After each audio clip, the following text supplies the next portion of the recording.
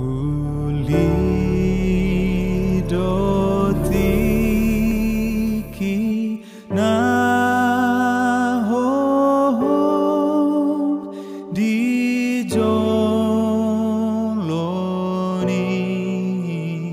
abang sani amakuna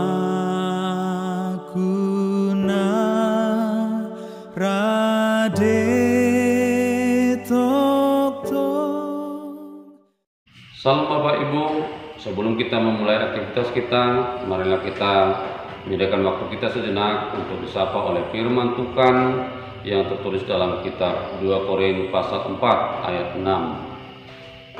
Sebab Allah yang telah berfirman, dari dalam gelap akan terbit terang, Ia juga yang membuat terangnya bercahaya di dalam hati kita, supaya kita beroleh terang dari pengetahuan tentang kemuliaan Allah yang nampak pada wajah Kristus. Demikian pembacaan firman Tuhan. Tuhan telah memperlihatkan kemuliaannya melalui Yesus Kristus. Terang kemuliaannya menyinari dan mengalahkan kegelapan. Paulus dalam pemberitaan firman Tuhan menyatakan bahwa terang itulah yang membawanya untuk memberitakan Injil. Paulus menyatakan bagaimana kerasulannya adalah kemurahan Allah yang telah menyinari kehidupannya, sehingga Paulus dalam nas ini memperlihatkan jati dirinya sebagai pelayan dan menjadi hamba karena ketaatan kepada Kristus dan bukan untuk mencari keuntungan bagi dirinya sendiri.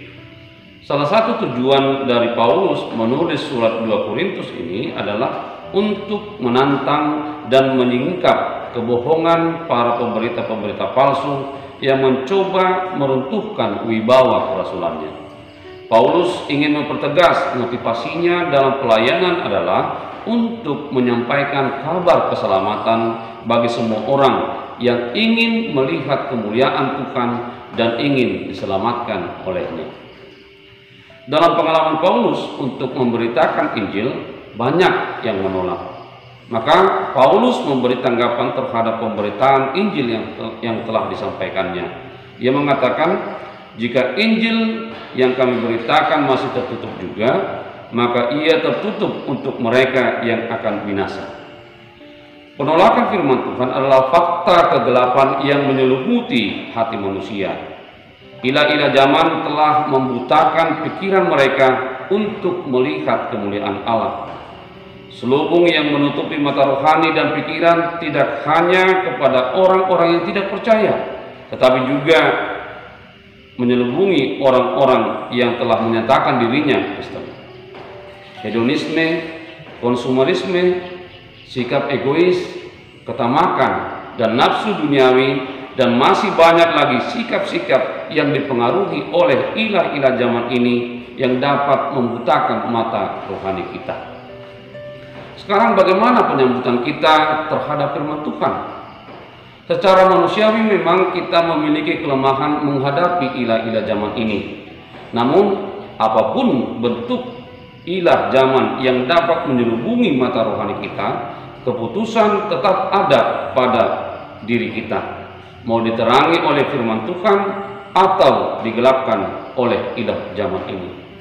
Tidak heran jika kita mendapati ada orang yang dulunya Kristen karena pernikahan ataupun karena mencari pekerjaan akhirnya beralih keyakinannya, atau sikap dan tindakan orang Kristen yang tidak selaras dengan pengakuan imannya. Semuanya berpulang kepada diri kita sendiri untuk menerima terang Injil Kristus bekerja atau kuasa kegelapan yang bekerja dalam hidup kita. Untuk menyingkapkan selubung yang membutakan mata rohani kita, dibutuhkan respon iman dan kesetiaan. Paulus di sini juga menegaskan bahwa yang dia beritakan adalah Injil, yaitu kabar sukacita, berita keselamatan di dalam Yesus. Yesus yang memberi jaminan tempat yang penuh kemuliaan dalam kerajaannya bagi yang mau percaya kepadanya. Jadi Paulus sama sekali tidak punya maksud untuk mengkhotbahkan mengenai dirinya sendiri. Bahkan pelayanan yang dilakukan untuk semua orang merupakan bagian dari kehendak Yesus yang dilakukannya dengan penuh ketulusan tanpa ada unsur paksaan. Paulus juga ingin mengajarkan apa yang pernah dikatakan oleh Tuhan Yesus. Barang siapa telah melihat aku, ia telah melihat Bapa. Di sini Paulus tidak mengatakan lihatlah aku dan ikutlah aku, tetapi dia mengatakan lihatlah dan ikutlah Tuhan Yesus. Di dalam Yesuslah terang kemuliaan Allah itu terpancar. Yesus mengatakan bahwa pengikutnya adalah terang dunia. Kita bisa baca dalam Matius pasal 5 ayat 14. Ketika banyak orang berpikir bahwa salib Kristus adalah merupakan penderitaan yang tak berkesudahan, salib tidak dapat membuat orang bahagia, justru Paulus memberikan penjelasan bahwa orang Kristen harus mengimani bahwa salib Kristus merupakan keselamatan dan mampu memberikan kehidupan yang kekal. Dari dalam gelap akan terbit terang. Demikian yang disampaikan dalam nas renungan kita hari ini. Jika ada orang yang beranggapan salib adalah kutukan, Paulus menjelaskan bahwa salib adalah sumber kehidupan, sumber kemenangan, sumber kebahagiaan bagi yang mau memikulnya.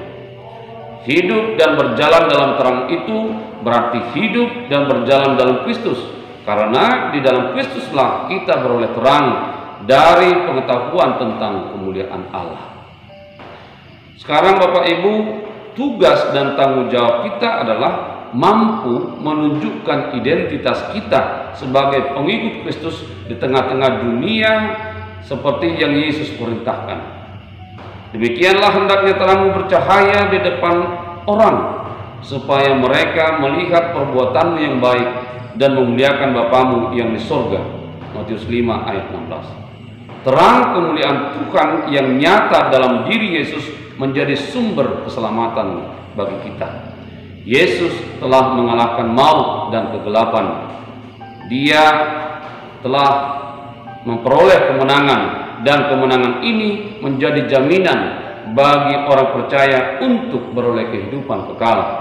Maka hidup di dalam dan bersama Yesus adalah jalan satu-satunya untuk beroleh terang kemuliaan Tuhan dan keselamatan kekal.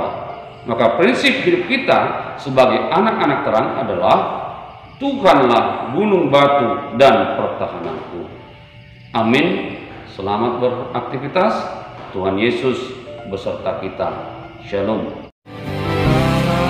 Masa di ngolumon Tuhan menjaga